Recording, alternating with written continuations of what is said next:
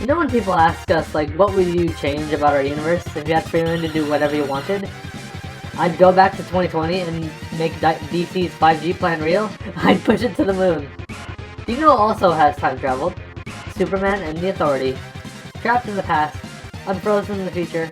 Okay, so this is, okay, alright. Okay, so in the spring of 2020, DC Comics head publisher Dan DiDio had a fantastic idea for Superman. This is gonna push him to the moon. You do have an asterisk next to fantastic, right? Okay, so Disastro, Arya, and the whole Acme board of directors are there. Dan got up from the seat and proclaimed, alright, this is what's gonna happen.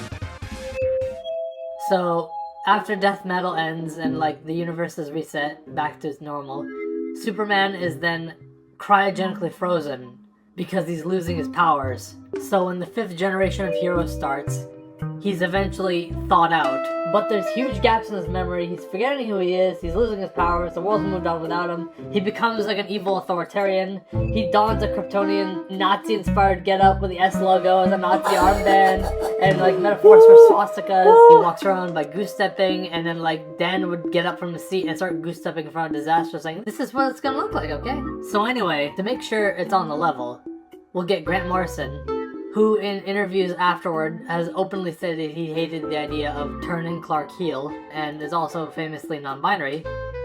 He'll write the book.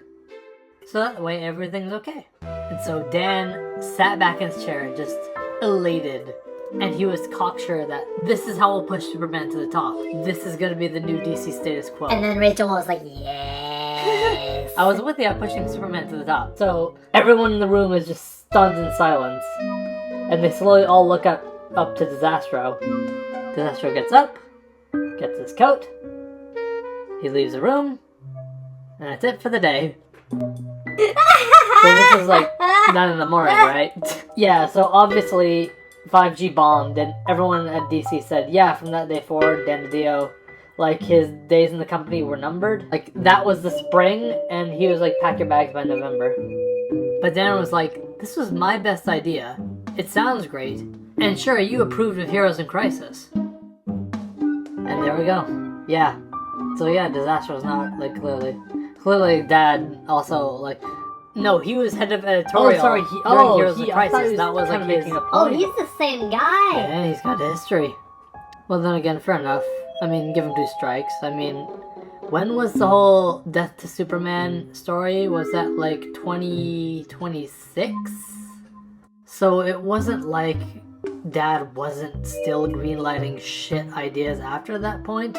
But yeah, he definitely already fucked up with the New 52 and Heroes in Crisis. So yeah, this was like his 3rd strike, and that was it.